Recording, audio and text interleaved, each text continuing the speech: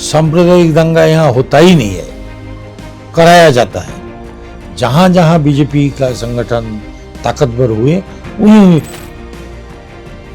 क्या अब इसी परिस्थिति के अनुसार अब वैचारिक परिवर्तन हुआ या फिर क्या है आखिर कारण? वामपंथी विचारधारा एक ऐसा विचारधारा है जो विचारधारा को आगे अगर हम लोग बढ़ा पाते, बहुत सारे लोगों को हम लोग जोड़ पाते, तो देश में एक परिवर्तन ला सकते। केंद्र सरकार और राज्य सरकार ये कहती है, बहुत सारी राज्य सरकार ये कहती है मार्च 2021 तक नक्सलवाद खत्म हो जाएगा। ये निर्वाचन कमीशन जो है, ये जब तक रहेगा, ये ईवीएम जब तक रहेगा, आप बीजेपी को हटा नहीं सकते, हरा नहीं सकते। हम लोग को तो बीजेपी दुश्मन समझते हैं। अभी वोटों का लिए हमसे बहुत मीठी मीठी बात कर रहा, लेकिन एक बार सत्ता उसको हाथ में आ जाए तो सबसे पहले दलित को मारेगा, कम्युनिस्टों को भी मारेगा, मुसलमान को मारेगा। एसआईआर से क्या फायदा नुकसान हुआ बंगाल? वो बोलते थे 21 में राम 26 में बाम, यानी अभी राम को आने दो, 5 साल के बाद में फिर बाम आएगा। नक्सलवादियों के साथ कुछ समय उनके साथ बिताए। इसके बदौलत क्या हुए, दक्षिणपंथी जो ताकत है आरएसएस और बीजेपी वाले, ये देश के लिए बहुत बड़ा खतरा है और ये ताकतवर हो गया है। नमस्कार, मैं बप्पी राय और आप देख रहे दालंस। इस वक्त मैं मौजूद हूँ पश्चिम बंगाल में और पश्चिम बंगाल के बालगर विधानसभा क्षेत्र की विधायक मनोरंजन व्यापारी जी के साथ। बड़ा दिलचस्प कहानी है ये। मैं उस मनोरंजन व्यापारी जी की बात करना चाहता हूँ जो कि हमारे छत्तीसगढ़ में भी, छत्तीसगढ़ के कांकेर ज़िले में भी शमशान घाट में चौकीदारी का काम कर चुके हैं। लगभग 2 वर्ष तक उन इलाकों में अपने पेट पालने के लिए लकड़ी काट के बेचे हैं। इसके अलावा रिक्शा चला है। इस प्रकार यानी कि ज़मीन की स्तर से जुड़े हुए व्यक्ति थे जो कि पहले कभी लगभग सन 1969 के दौर में नक्सल संगठन के साथ भी जुड़े रहे। नक्सल संगठन गतिविधियों में जुड़े रहने के कारण जेल में गए। जेल से लौटने के बाद फिर राजनीतिक जीवन शुरुआत किए। इसके अलावा इस दौर में उन्होंने उनकी जीवन में काफ़ी उथल पुथल से गुजरे, लेकिन काफ़ी चुनौतीपूर्ण व्यक्ति है। और सबसे महत्वपूर्ण बात है कि वो अशिक्षित है और उन्होंने अपने नाम से और 27 पुस्तक लिखे जो कि अंतर्राष्ट्रीय स्तर में विख्यात है। अशिक्षित होने के बावजूद भी 27 पुस्तकों को उन्होंने लिखा है और वर्तमान में टीएमसी के विधायक है, बालगर विधानसभा क्षेत्र की विधायक है। आज इनसे चर्चा करेंगे। नमस्कार। नमस्कार। आप सबसे पहले अपना परिचय बताइए। बस, मेरा नाम मनोरंजन व्यापारी हूँ, व्यापारी है। मैं एक दलित परिवार का सदस्य हूँ। मेरे पिताजी पूर्वी बंगाल से आए हुए शरणार्थी, रिफ्यूजी, और दंडकारण्य में हमारे पुनर्वासन हुआ। वहाँ से भाग करके मैं कलकत्ता चले आए और कलकत्ता आकर के हमने जो कुछ करना था वो हमने किया। तो शुरुआत तो हम करते हैं कि नक्सलवाद, जो कि बहुत अगर बात किया जाए तो इन दिनों चर्चित विषय है, क्योंकि 2026 मार्च तक नक्सलवाद के खात्मे की घोषणा सरकार ने की। नक्सल संगठन के साथ आप कैसे जुड़े और कब जुड़े? मैं बचपन में घर से भाग गया था, क्योंकि शरणार्थी होने के नाते सरकारी ओर से उस समय हमें कोई सहायता नहीं मिला। घर में चूल्हा चौका जलता था नहीं, तो घर से हमने भाग गया और सिलीगुड़ी चला गया। वहाँ चाय दुकान में हम काम किया करते थे। तो उस समय वहाँ वो जो नक्सलवाड़ी जो गांव है, वहाँ किसान लोग जो है अपने हक के लिए लड़ाई लड़ रहे थे। उसको हमने देखा, बारीकी से देखा, क्योंकि वहीं से पकड़ पकड़ के लोगों को लाया जाता था सिलीगुड़ी में। कोर्ट में पुलिस जाते थे उनको पकड़ने के लिए। तो वो सब देख करके उस समय उस आंदोलन के बारे में हमें थोड़ा बहुत जानकारी प्राप्त हुई। उसके बाद 2 साल तक हम भटकते रहे इधर उधर 69 को जब हम कलकत्ता आए तो देखे कि वो नक्सलवाड़ी का जो आंदोलन है वो अब कलकत्ता आ पहुंचा। यहाँ की लोग भी बड़ी प्रभावित हुए उस आंदोलन से, खास करके जादवपुर यूनिवर्सिटी जो है उनकी छात्रा लोग, अच्छे घर के पढ़े लिखे लोग, कोई गुंडा बदमाश तो थे नहीं, अच्छे थे। अब वही लोग कूद पड़े हैं इस आंदोलन के लिए। तो हमने, हमारे जैसे उम्र के छोटे छोटे बच्चे जो है उनके साथ बैठ कर के वो नक्सलवाड़ी का कहानी बताया करते थे। हालांकि झूठ बोलते थे कि हमने कानून नल को देखा, जंगल सफारी को देखा, किसानों को लड़ते हुए देखा, ये सब हम बोलते थे। तो ये एक लड़का जो है, सुनी हुई बातों को अपने कहा देखा है। हाँ, जी जी। ताकि लोग हमारे बात सुने, हमें बड़ा हीरो टाइप माने। तो वहाँ एक काली मंदिर था और वहाँ वो जग का एक लाकड़ी का टुकड़ा पड़ा हुआ था और सामने एक दीवार था, उसमें CPM लिखा हुआ था। तो एक लड़का क्या किया, वो लाकड़ी का टुकड़ा उठा लिए और CPM लिखा था, उसके बाजू में एक L लिख दिए, CPML हो गया। CPM हो गया। और वो जाते जाते एक CPM का आदमी कैडर जो है वो देखा, वो जाके CPM पार्टी ऑफिस में बताया कि वहाँ नक्सल लोग जो है हमारे जो दीवार है उसको कब्जा कर लिए। भाई कौन है वहाँ के लीडर? बोले ऐसे ऐसे एक लड़का है जो नक्सलवाड़ी चला गया था, वहीं से आए। तो फिर आए CPM वाले, हमें पकड़ के ले गए और बड़ी पिटाई की। एक लाइट पोस्ट था उसमें बंधे और चोर जैसा हमें बहुत पीटे। तो राहगीर जो है वो सब हमें देखे, बस में बैठे हुए लोग हमें देखे। पहले तो लोग सोचे कि कोई चोरी वोरी किया होगा, लेकिन बाद में पता चला कि नहीं, ये नक्सलाइट है। तो ये बात जो है, असली नक्सलाइट लोग जो है उनके पास पहुंच गए कि हमारे एक आदमी वहाँ रहता है।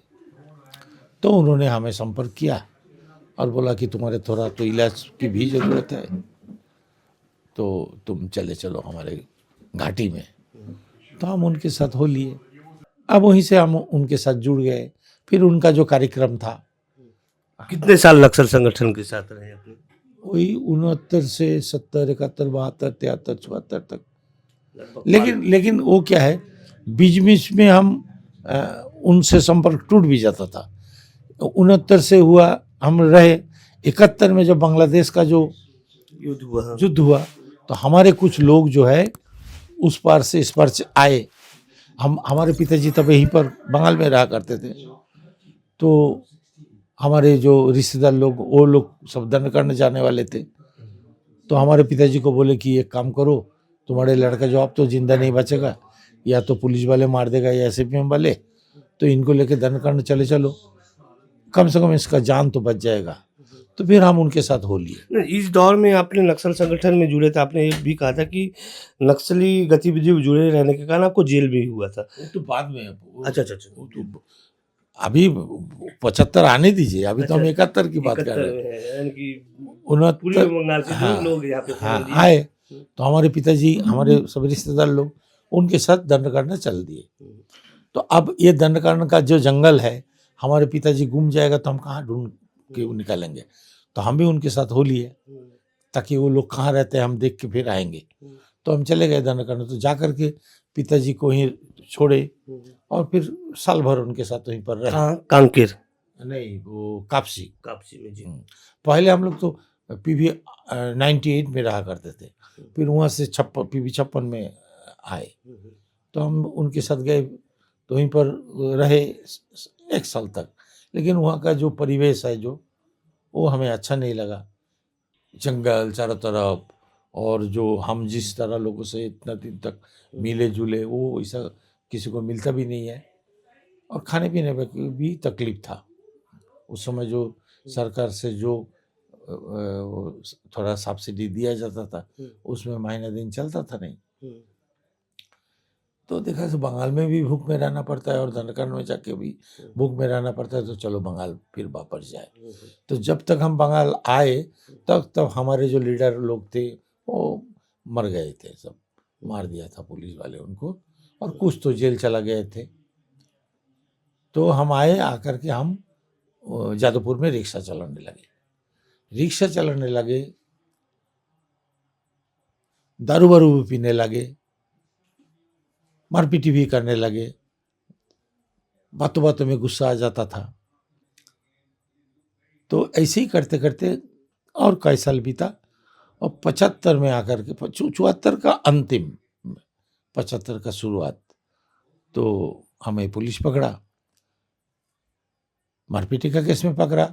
बाद में पुलिस वाले सुना कि हमारे साथ कुछ नक्सल लोगों का भी संपर्क था, लेकिन हम उतना बड़ा लीडर तो थे नहीं, उतना कुछ लिखाई पढ़ी भी नहीं जानते हैं, रेड बुक भी नहीं पढ़ा, देशोन्नति जो पत्रिका उनको वो सब लिखा। एक रास्ते का रिक्शा वाला दारू दारू पीने वाला उतना भयंकर ये नक्सलाइट तो है नहीं।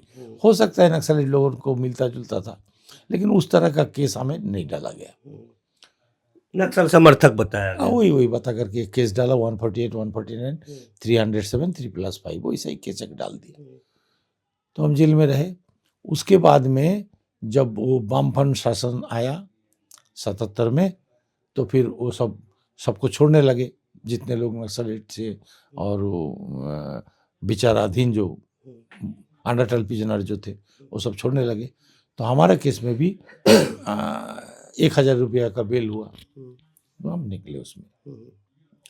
निकल के तो ये जो जेल में हम रहे, इस समय एक घटना हुआ था जो हमारे जीवन में सबसे बड़ा परिवर्तन लाया। जेल में हमारी एक कैदी मिला था, उन्होंने हमें देखा, हमारे से बातचीत हुआ, फिर मैंने कहा कि देख, बाहर में तेरा खाना नहीं मिलता था, यहाँ थोड़ा बहुत मिल जाता है, बाहर में रहने का तेरा ठिकाना नहीं था, लेकिन यहाँ रहने का लिए कोई दिक्कत नहीं है, बारिश में तू भीगेगा नहीं, जाड़ा में तू कंबल मिलेगा तेरे को, बीमार हो जाएगा थोड़ा बहुत दवा भी मिल जाएगा, शांति की जगह है, पढ़े रहो और लिखाई पढ़ी सीख, उन्होंने कहा। तो हमने कहा लिखाई पढ़ी सीखने के लिए मन में इच्छा भी था, लिखाई पढ़ी कभी सीखूं, लेकिन सीखने का तो मौका आया नहीं, कभी स्कूल जा नहीं पाए। तो उन्होंने जब कहा तो हमने कहा, और 2-3 घटना हुआ था, लेकिन वो सब बताएंगे तो ये आपका प्रोग्राम जो है ये बड़ा लंबा हो जाएगा। उस तमाम हमारे आत्मकथा इतिपिते चंडल जबान में लिख जी, चुके मैं हैं। वहाँ तक आऊँगा जी। तो उन्होंने हमें लिखाई पढ़ाई सिखाया। हमने वो एक दातन टाइप का एक लकड़ी का कुटका लेकर के मिट्टी में लिख लिख के हमने लिखाई पढ़ी सीखा। इसके बाद जब जेल से बाहर आए तो वो लिखने पढ़ने का जो आदत हमें बन गया था, नशा टाइप का, वो छूटता था नहीं। बाहर में आए तो बहुत सारी पुस्तक पढ़े हम, जहाँ पर जो कुछ भी मिलता था वो हम पढ़ते थे। तो एक शब्द हमें मिला जिजीविषा, एक पुस्तक में, उसका अर्थ क्या है हमें मालूम नहीं था। तो हमारे रिक्शा में एक सवारी उठे, हमको देख के लगा कि ये प्राध्यापक है, तो उनको हमने पूछा कि ये जिजीविषा का अर्थ क्या है। उन्होंने कहा इन शब्द तेरे को मिला कहाँ से? हमने कहा पुस्तक से। तेरा पढ़ाई लिखाई कितना दूर? हमने कहा हमारा कोई पढ़ाई लिखाई नहीं। तो बोला कैसे तू पुस्तक पढ़ लेता है? हम बोला ऐसे ही हम सीखे हैं, अपने ही सीखे हैं। तो बोला मेरे एक पत्रिका निकलता है और तेरे जैसे कम लिखे पढ़े लोग उसमें लिखता है, तू लिखेगा क्या? हमने कहा हमने तो कभी लिखा नहीं, खैर लिख पाऊंगा तो आपको भेज दूंगा, आपका एड्रेस दीजिए। तो उन्होंने जब एड्रेस लिख के हमको दिया तो देखा कि वो है महासती देवी। महासती देवी, सरस्वती का एक नाम महासती है। कालिदास के सामने सरस्वती प्रकट हुए थे और हमारे सामने महासती देवी प्रकट हुए। तो फिर हमने एक लेख लिखा, वो उनका पत्रिका वर्तिका में छप गया। और जब वो लेख छप गया तो बंगाल में लोगों को जब पता चला कि एक आदमी कभी स्कूल नहीं गया और इस तरह एक लेख लिखा, तो लिखे पढ़े लोग जो है, और जादवपुर यूनिवर्सिटी के बाजू में ही हमारा रिक्शा स्टैंड था, तो वो प्राध्यापक लोग जो है, छात्रा लोग जो है, वो सब हमें मिलने के लिए चला आते, बातचीत करते, फिर बोलते ठीक है हमारे पत्रिका के लिए आप एक लेख लिखो, आप रिफ्यूजी है तो देश का बंटवारा उस बारे में लिखो, आप जेल गए तो जेल के बारे में लिखो। ऐसे वो लोग टॉपिक्स दे देते थे कि इस पर आप लिखो। तो हम लिखते गए। इस तरह लिखते लिखते हम एक बंगाल में राइटर का रूप में हमें परिचित मिल गया। कितनी पुस्तक लिखी आपने? अभी तक 27 पुस्तक है। और कितनी भाषा? अंग्रेजी में 8 भाषा में ट्रांसलेट, 8 पुस्तक अंग्रेजी में हुए, हिंदी में हुए, तमिल में हुए, तेलुगु में हुए, उड़िया में हुए, ऐसे कई भाषा में और भी हुए। तो अमेजन हमारे पहले अंग्रेजी में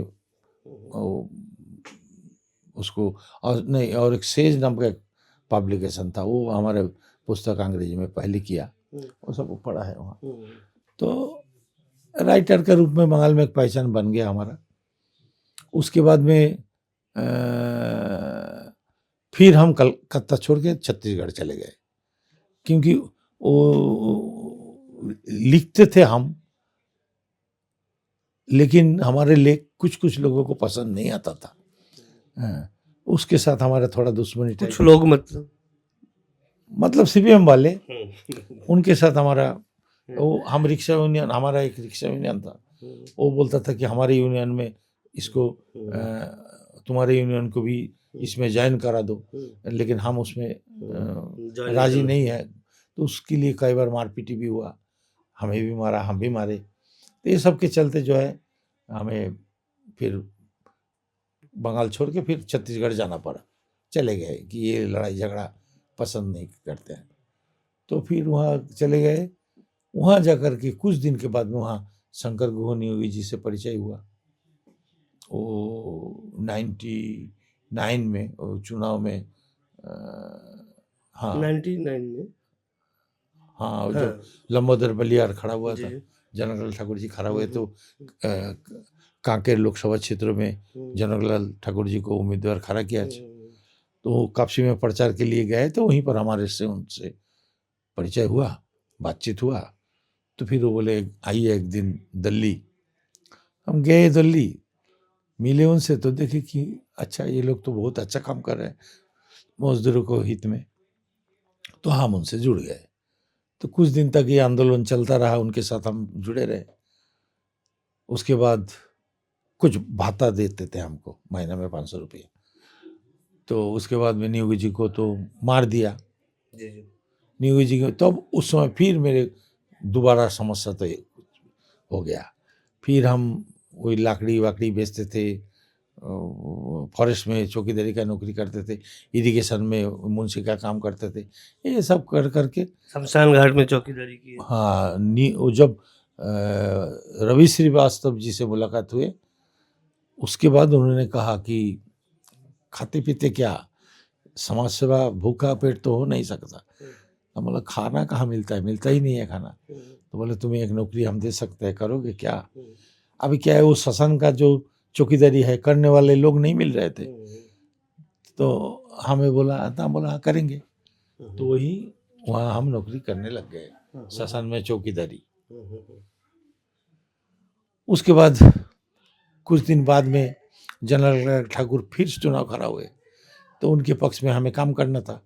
और रवि श्रीवास्तव भैया थे जो कांग्रेस का, तो कांग्रेस का नौकरी करके हम छत्तीसगढ़ मुक्ति मोर्चा के चुनाव प्रचार में कैसे काम करें, नहीं कर सकते हैं। और हमारे भी अच्छा नहीं लगा, तो हमने नौकरी छोड़ दिया। बोला भैया जी हम चल रहे हैं उनकी प्रचार में। बोले ठीक है। तो जनरल ठाकुर के लिए प्रचार किया, लेकिन वो हार गए। हार जाने के बाद में तो और बहुत बड़ा मुसीबत हम पर आ गया। खाने पीने की फिर दिक्कत। अब क्या है, पहले तो हम लकड़ी बेचते थे, अब नेता बन गया तो हमारे से लकड़ी लोग खरीदते भी नहीं है। हैं। जंगल में हम जाते हैं तो फॉरेस्ट वाले हमारे कुल्हाड़ी छीन लेते हैं। साले तुम हमारे फॉरेस्ट के खिलाफ इतना आंदोलन किया और फिर जंगल में आए लकड़ी लेने के लिए, तो कुल्हाड़ी छीन लेते थे। पुलिस वाले भी ले लेके बैठा बैठा के रख देते थे। 2-3 केस भी डाल दिए हमारे नाम पे वहाँ छत्तीसगढ़ में। तो उसके लिए हम चले आए बंगाल। तो जब बंगाल चले आए, स्टेशन से जैसे ही उतारे, वो सीपीएम का एक लीडर रहा, सीपीएम का एक लीडर रहा कांति गांगुली। उन्होंने एक स्कूल बनाया था जी, वहाँ गूंगा बहरा बच्चे लोग को रखा के, उनकी खाना वाना बनाने के लिए एक आदमी का ज़रूरत था। और हम खाना बनाना जानते थे। यहाँ शादी ब्याह में हम कुछ दिन खाना भी बनाए, तरह तरह के काम किए ना। उसमें वो भी काम शामिल था कि हम रसोईया का काम वो भी हम किए। तो हमें सीपीएम का एक लीडर कांति गांगुली के पास ले गया और वहीं पर एक नौकरी मिला। तो वहीं खाना बनाते थे और वही उस समय लिखने का और थोड़ा मौका मिल गया। बीच में तो लिखा ही छोड़ गया था, जैसे छत्तीसगढ़ चला गया था तो और लिखना बंद हो गया था। और लिखता हूँ तो बांग्ला में, तो वहाँ तो बांग्ला छपने का कोई गुंजाइश नहीं है, इसलिए वो 6-8 साल तक लिख नहीं पाए। उसके बाद फिर बंगाल में जब आए तो फिर दोबारा से लिखना चालू किए। तो लेख छपने लगा। तो उस समय कुछ दिन बाद सिंगुर का जो है जमीन लेकर विवाद के स्टार्ट हो विवाद स्टार्ट हो गया। और महासती देवी जो है वो सिंगुर आंदोलन में किसान से जमीन छीनने का खिलाफ था, और महासती देवी से हमारा संपर्क अच्छा था, और हम जहाँ काम करते हैं वो सीपीएम का है, तो इसमें विरोध जो है होना था। तो हम हमारे को अच्छी निगाह से नहीं देखते थे, और इसके लिए वो चाहते थे कि हम भाग जाए काम छोड़ के। इसके लिए दबाव एक के बाद एक डालने लगे, लेकिन हम छोड़ नहीं रहे थे, और उन्होंने दबाव बढ़ाते गया। तो जो है एकदम दुश्मनी टाइप का हो गया था। उसके बाद में सीपीएम वाले जब चले गए, टीएमसी आए, तो तब तक हमारा एक तो 10-12 घंटा आग का सामने खड़ा होकर खाना बनाना, तबीयत बिगड़ने लगे थे। प्रेशर हो गया, शुगर हो गया, 2 घुटनों में हमारा नी रिप्लेसमेंट भी हुआ। इसके लिए हम मांग कर रहे थे सरकार से कि हमें कोई हल्का काम दिया जाए, लेकिन सीपीएम वाले तो देगा ही नहीं, सवाल ही नहीं होता, और तृणमूल वाले भी देते नहीं थे। 10-12 मंत्री के पास, बड़े बड़े लीडर के पास हम गए, तो तब तक हमें कोई कई बड़े बड़े पुरस्कार हमें मिल चुका था। जैसे बांग्ला एकेडमी मिला, रविंद्र स्मृति पुरस्कार मिला, उसके बाद में दी हिंदू पुरस्कार मिला, 7-8 पुरस्कार, बड़े बड़े पुरस्कार हमें मिल चुके थे। तो उसी के आधार पर हमने कहा कि भाई हम पूरा इंडिया में हमें जानने लगा है एक राइटर के रूप में, और हमें इतना आप लोग मेहरबानी नहीं करोगे कि एक लिखने का मौका दिया जाए। दलित राइटर हूँ, बंगाल, अभी पूरा इंडिया में, बुरा मत मानिए, ये बात बोलने के लिए हमें थोड़ा हिचकिचाहट हो रहा है कि 10 अगर दलित राइटर 10 गिना जाए तो वो 10 में एक नाम मेरा भी आएगा। तो उसी के लिए हमने बोला कि भाई हम एक राइटर है, इतना कष्ट करके हमने लिखना सीखा, इतना पुस्तक हमारा निकल गया, इतने भाषाओं में छप गया, और हमें थोड़ा हल्का काम आप नहीं दोगे? तो ठीक है, हम बांग्ला एकेडमी पुरस्कार वापस करते हैं। अभी बांग्ला एकेडमी पुरस्कार वापस करते हैं, इस बात में बंगाल में थोड़ा एक बवाल टाइप का मच गया कि पुरस्कार लोगों को मिलता नहीं है और छोड़ देना चाह रहे हैं। तब ममता बनर्जी दीदी के पास हमारा बात किसी ने पहुंचाया, बोला मांग क्या है? हम बोला यही थोड़ा हल्का काम, कहाँ जाना चाहते हो? हम बोला एक लाइब्रेरी अगर हो जाए तो अच्छा रहेगा, हम वहाँ पढ़ाई लिखाई भी थोड़ा कर पाएंगे। तो उन्होंने एक लाइब्रेरी में हमें ट्रांसफ़र कर दिया। उसके कुछ दिन बाद में बोले हम दलित साहित्य अकेडमी गठन कर रहे हैं, आप इसमें आना चाहोगे? हम बोला बिल्कुल, ये तो मेरा पसंद का काम है, हम करेंगे। तो उन्होंने हमें वहाँ की अध्यक्ष बना दिया, और उसके कुछ रोज बाद में 21 साल जब आया, चारों तरफ एकदम माहौल बिगड़ गया कि बीजेपी आने वाला है। टीएमसी का 149 बड़े बड़े लीडर वो टीएमसी छोड़ करके जा चुके थे। शुभेंदु अधिकारी जितने थे सब उस दौर में। हाँ। जी, जी। तो फिर उस समय ममता बनर्जी दीदी का मेरे पास एक फोन आया कि आपको चुनाव लड़ना है। तो अब हम क्या करते हैं, मुख्यमंत्री उन्हीं के अंडर में हम नौकरी कर रहे हैं, और उन्होंने कहा कि चुनाव में खड़ा होना है, तो हम ना भी तो नहीं बोल सकते ना। तो हम बोले ठीक है, लड़ लेंगे, जो होगा किस्मत में देखा जाएगा। तो चुनाव लड़े, 4 जिला पार करके जा करके लड़े, लेकिन हुगली का लोग हमें देखा, हमारे बात सुना। 22 दिन हमें समय मिला था, 22 मीटिंग किए, 26 जुलूस किए, लोग हमें पहचाने, पसंद किए, फिर वोट दिए। 18,000 वोटों से उस सीट हम लोग हार रहे थे, उस 18,000 कवर करके फिर 6,500 वोटों में हम जीते। तो 4 साल 5 साल हो गया, लोगों को बीच में पड़ा रहे, उनको परिषेवा जितना हमसे बन पड़ा हमने दिया। दुर्नीति के खिलाफ जितना हमारी लड़ाई हम लड़ सकते थे वो हमने लड़ा, और अब तो यहाँ तक। अच्छा, इन सब के बीच में अब अब प्रश्न मेरा ये है कि आप माओवादी संगठन भी देखे, उनके साथ भी कुछ नहीं, समय माओवादी संगठन देखे मतलब दूर उनके से। साथ उनके साथ कुछ समय बीता है। नहीं, माओवादी के साथ नक्सलवादियों के नक्सलवादी के साथ। नक्सलवादियों के साथ कुछ समय उनके साथ बिताए। वामपंथी विचारधारा से भी आप प्रेरित रहे। अब आप गए आप टीएमसी में, तो आपके मन में, अब दर्शकों के मन में ये सवाल आएगा कि क्या अब स्थिति परिस्थिति के अनुसार अब वैचारिक परिवर्तन हुआ या फिर क्या है आखिर कारण? देखिए, वामपंथी जो विचारधारा है, वामपंथी विचारधारा एक ऐसा विचारधारा है जो जो विचारधारा को आगे अगर हम लोग बढ़ा पाते, बहुत सारे लोगों को हम लोग जोड़ पाते, तो देश में एक परिवर्तन ला सकते थे। लेकिन हमारे जो लीडर लोग हैं, हमें भटका दिया, भूल दिशा में हमें परिचालित कर दिया। इसके बदौलत क्या हुए, दक्षिणपंथी जो ताकत है, आरएसएस और बीजेपी वाले, ये देश के लिए बहुत बड़ा खतरा है और ये ताकतवर हो गया है हम लोग की गलती से। वामपंथी आंदोलन अगर ताकतवर होता देश में, तो ये जो हिंदुत्ववादी संगठन है, इनको पैर पसारने का जगह नहीं मिलता। अभी उस समय तो जीना मरने के सवाल, बीजेपी को अगर रोक ना पाए तो हम लोग को जो है, हम लोग को तो घुसपैठिया बोल करके बॉर्डर में फेंक के आएगा, डिटेंशन कैंप में डाल देगा।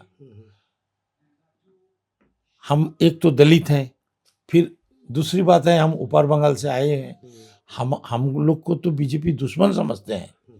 अभी वोटों का लिए हमसे बहुत मीठी मीठी बात कर रहा, लेकिन एक बार सत्ता उसको हाथ में आ जाए तो सबसे पहले दलित को मारेगा, कम्युनिस्ट को भी मारेगा, मुसलमान को मारेगा, आदिवासी को, ये सब एकदम सिर्फ ऊंची जाति के जो लोग हैं उनको तमाम पावर उनके हाथ में होगा। हम लोग उनका पैर के नीचे पड़ के रहना होगा। तो ये इसके खिलाफ हमें लड़ना चाहिए था। उस समय तो बीजेपी के खिलाफ कोई नहीं लड़ रहा था।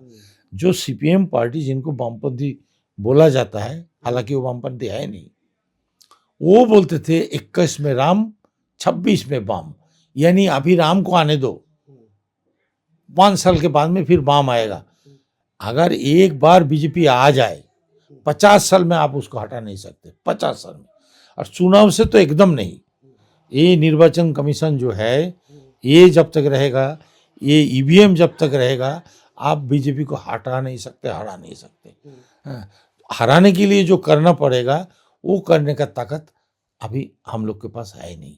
तो जीना चाहते हैं हर कोई, हमको कोई मार देगा तो हम तो दौड़ के भागना का प्रयास करेंगे ना, उसको हाथ को थाम लेंगे ना कि भाई हमको मारना पाए। तो बीजेपी को रोकने के लिए और कोई चारा नहीं था टीएमसी के बिना। तो यही था क्या वाम का सीपीएम के पतन का कारण? क्या कुछ और भी कारण थे? सीपीएम का पतन का कारण तो एक तो था ही, एक तो 34 साल तक सत्ता में रहे, 34 साल में ये लोग संगठन विस्तार के लिए और आम लोगों को में से कैडर चुन के उसको राजनीति में परिपक्व सशक्त बनाने का जो प्रयास वो नहीं किए। क्लास पॉलिटिकल कोई क्लास नहीं हुआ, शिक्षित नहीं, मैंने शिक्षित मतलब हम राजनीतिक रूप से शिक्षित की बात करते हैं, वो नहीं दिया गया। सिर्फ उनको यही सिखाया गया चुनाव कैसे जीतना पड़ेगा वो तुम देखो। हाँ, तो ये चुनाव जीतना और चुनाव हारना ये कोई वामपंथी दल का काम नहीं होता है। ये होता है गरीब तबके के लोग, किसान मजदूर आम लोग जो है, उनके हित के लिए हमें लड़ना होगा। इन समाज में क्रांति लाना पड़ेगा, परिवर्तन लाना पड़ेगा। इस दिशा में ये लोग तो कुछ नहीं किया, सिर्फ वोट में जीता, चुनाव में जीता, सत्ता में बैठा, सत्ता के सुख भोग किए, टाइम बिताते गए। तो इसी के लिए जो है आम पार्टी और वामपंथी पार्टी जो सीपीएम हो, फॉरवर्ड ब्लॉक हो, एसयूसी हो, आरएसपी हो, जो भी हो, और कोई फर्क नहीं रहा, एक ही हो गया। दक्षिणपंथी और वामपंथी में फर्क नहीं रहा। अच्छा, आप ये कह रहे हैं कि वोटों के ध्रुवीकरण करता है बीजेपी, हिंदुत्ववादी पार्टी है, दक्षिणपंथी पार्टी है, अगड़ों का पार्टी है। बीजेपी भी आपके पर आरोप लगाता है कि आप मुस्लिम वोटरों की ध्रुवीकरण करता, बस बंगाल में मुस्लिम बहुल क्षेत्रों में हिंदुओं के साथ काफ़ी दुर्दशा है। आप इसको किस रूप में, सांप्रदायिक दंगे बहुत ज़्यादा हो रहे हैं, आप इसको किस रूप में देखते हैं?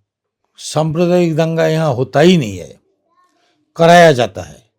जहाँ जहाँ बीजेपी का संगठन ताकतवर हुए वहीं वहीं अभी ये जो अभी एक दंगा हुआ, ये सब बाहर से आए क्षेत्र, उस क्षेत्र का लोग किया ही नहीं।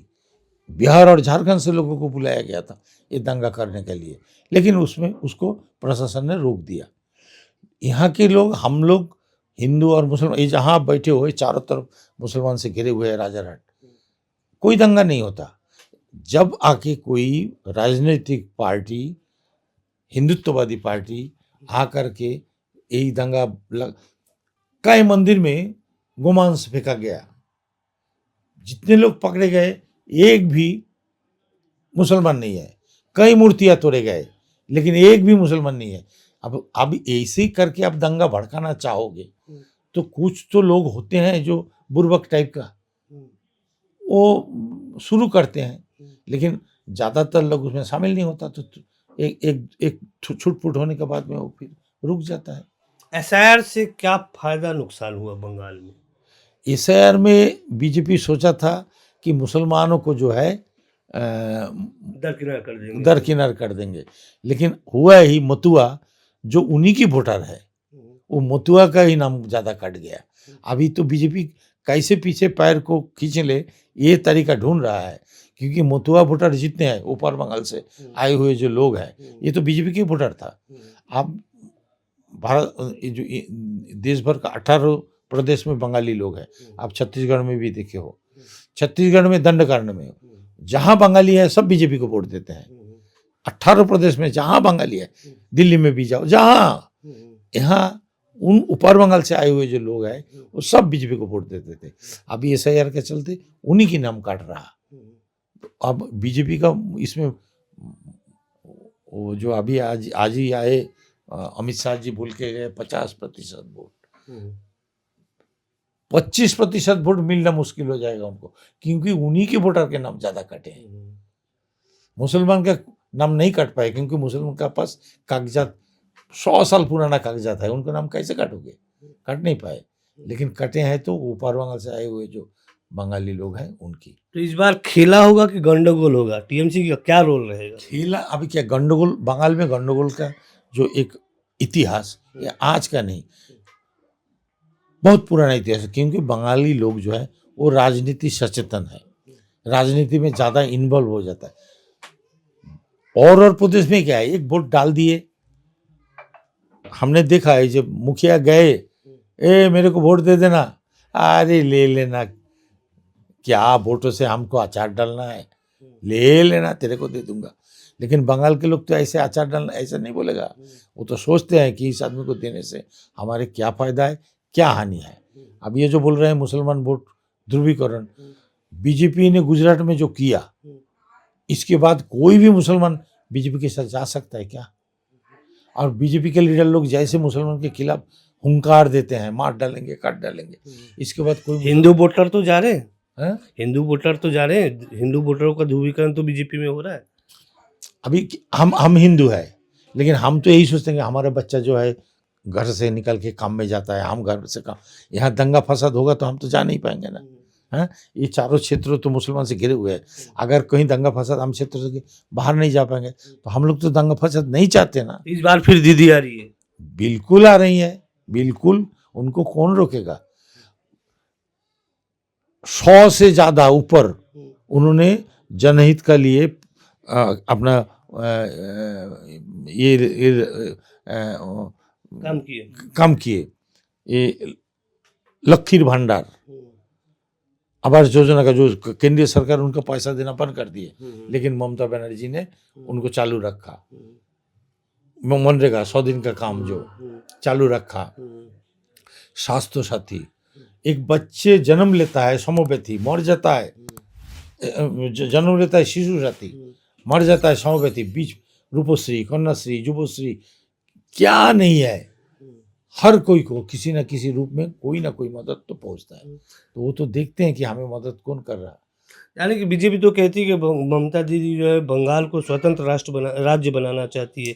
केंद्र सरकार की जो जितनी भी एजेंसी है उनका उनका दखल-अंदाज़ी बर्दाश्त नहीं होता है। ईडी के मामले में देखे होंगे कि बीते दिनों कुछ घटना घटी है। तो इस प्रकार की बातें तो बीजेपी कह रही है कि ये अलग ही राज्य बनाना चाहती अच्छा, है। बीजेपी जो एक पार्टी है, उसने कभी आज तक सच बात कभी बोला किसी बारे में, किसी विषय में सच बात बोला? तो एक पार्टी ताकतवर हो गया, बड़ा हो गया, इसका मतलब वो उसका चरित्र बदल हो गया, ऐसा तो नहीं। वो आज़ादी का खिलाफ ब्रिटिश के मुखबिरी करते थे। नेताजी सुभाष चंद्र बोस उसके खिलाफ ये लोग थे। ये झंडा फहराया नहीं कब। अभी भारत माता की जय, ये जो झंडा, इसका 50 साल तक इसको झंडा कभी नहीं आरएसएस का ऑफिस में टांगा गया। अभी ये ऐसा ही एक पार्टी, गांधी जी को गोली मारे हैं, सावरकर को पूछते हैं ये लोग, ये क्या बोला क्या नहीं बोला, उससे हम क्या, हम बंगाल में राजनीतिक चेतना है हाँ। या खेला होगा तो फिर से। अभी बीजेपी एक ऐसा पार्टी है, आपको मिला 15 लाख मिला, बोला था 2 करोड़ नौकरी, क्या हुआ? हवाई जहाज पहनने वाले को, हवाई चट्टी पहनने वाले को हवाई जहाज कहाँ गया? काला धन वापस लाएंगे, कहाँ गया? और बल्कि और सफेद धन लेकर के नीरव मोदी, मेहुल चोस्की लोग भागे, भागने का रास्ता ये लोग बना दिए। तो ये जो है, ये वोटों में जीतने का, अभी वो जो 10-10 हजार रुपया दिए बिहार में चुनाव के पहले, और जैसे ही चुनाव खत्म हुआ बुलडोजर चला दिए। अभी बोलते हैं वो 10,000 वो रुपया रिटर्न करना पड़ेगा, है ना? तो ये चुनाव जीतने के लिए आगे का पैसा नहीं दिए, रिटर्न करना पड़ेगा ऐसा नहीं बोले अभी तक फिलहाल। कौन सा रिटर्न 10,000 लौटाना ऐसा नहीं बोले, लेकिन और बाकी जो हितग्राहियों को 10,000 देना था वो नहीं दिए अभी तक। अभी बुलडोजर चला दिए कि नहीं? तो आपको 10,000 देकर के बुलडोजर चला देगा। जो लोग, हमने तो वीडियो में देखा यूट्यूब में, जो एक दिन पहले चिल्ला रहे थे कि मोदी जी हम तुम्हारे साथ है, और उसके बाद 2 दिन बाद रो रहे थे, वो भी तो हमने देखा। अच्छा चलिए, अंतिम सवाल मेरा ये है, फिर से वही बात कर रहा हूँ कि नक्सल संगठन से आप कुछ समय तो जुड़े। केंद्र सरकार और राज्य सरकार ये कहती है, बहुत सारे राज्य सरकार ये कहती है मार्च 2031 तक नक्सलवाद खत्म हो जाएगा। आप एक बुद्धिजीवी हो, इस पूरे छत्तीसगढ़ क्षेत्र में भी घूमे, बंगाल में भी आप रहे हो, आपको क्या लगता है, क्या अनुभव, आपका अनुभव क्या कहता है? देखिए, कोई भी चीज एक जगह स्थिर नहीं रहता, या तो बढ़ेगा या तो घटेगा। तो 50 साल से जब उस आंदोलन बढ़ नहीं पाएगा तो वो घटेगा, नियम के अनुसार घटे। उसमें अगर लाखों करोड़ों लोग जुड़ जाते देश के हर प्रांत से, तो वो आगे बढ़ता। लेकिन वो तो नहीं हो पाया ना, छोटी छोटी पॉकेट में 2-4 लोग। अभी बुरा मत मानिए, ये सब बोलना भी नहीं चाहिए, लेकिन बोलना पड़ा। जैसे चंबल के बागी लोग थे, हैं, अभी आम लोगों के बीच में उसका तो संगठन बढ़ा नहीं पाए, वही 10-20 का ही गुट रहा, 50 का गुट रहा। तो माओवादी तो ऐसे ही हो गया, 100 का गुट, 50 का गुट, 200 का गुट, 10 का गुट। अब आम लोगों के बीच में जब तक ये अपने संगठन को विस्तार नहीं कर पाएगा, बस्तर जिला छोड़ करके और जिला में जब इसका संगठन नहीं बढ़ेगा, तो ये तो खत्म होने ही वाला ही है। तो क्या भाई, एक राष्ट्र, उसके पास कितने ताकत है ना?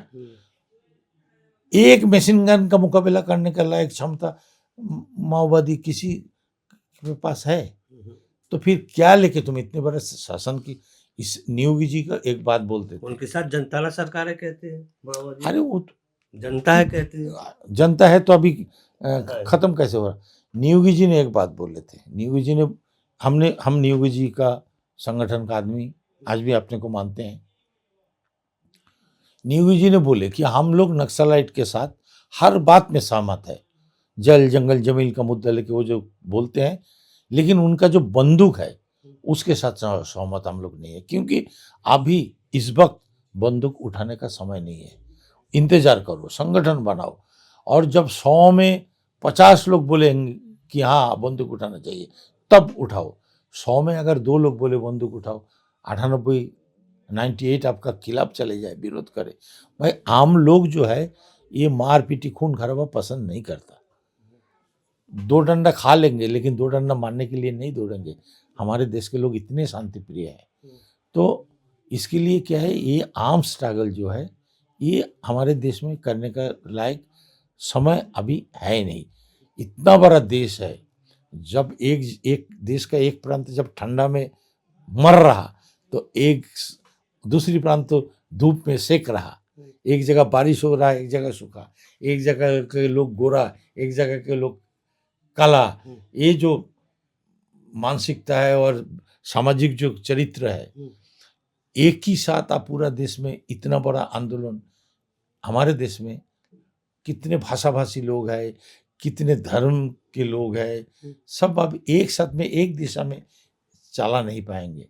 इसके लिए सशस्त्र जो क्रांति के बाद वो गलत है, वो नहीं हो पाएगा। एक शक्तिवाट पुरस्कार हमें मिला, जो बोला जाता है साउथ एशिया का सबसे बड़ा पुरस्कार है, और एक दी हिंदू पुरस्कार मिला, जिसको पूरा इंडिया में बोला जाता है सबसे बड़ा पुरस्कार है। और बंगाल में तो हमें एकेडमी पुरस्कार मिला है, बंगाल एकेडमी। तो ये थे हमारे मनोरंजन व्यापारी दा। चुनाव में ज़रूर आएंगे, बंगाल चुनाव बहुत नज़दीक है, और बंगाल चुनाव के दौरान मनोरंजन दा के व्यापारी दा के कैंपेनिंग जो हो रही है उन इलाकों में लगातार घूमेंगे, बंगाल के चप्पे चप्पे घूमेंगे।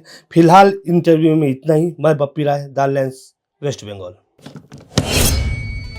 देश दुनिया की रखी खबर हर रोज हर शाम कानो कान सुनते रहें द लेंस पॉडकास्ट। रही अपडेट लेंस के साथ।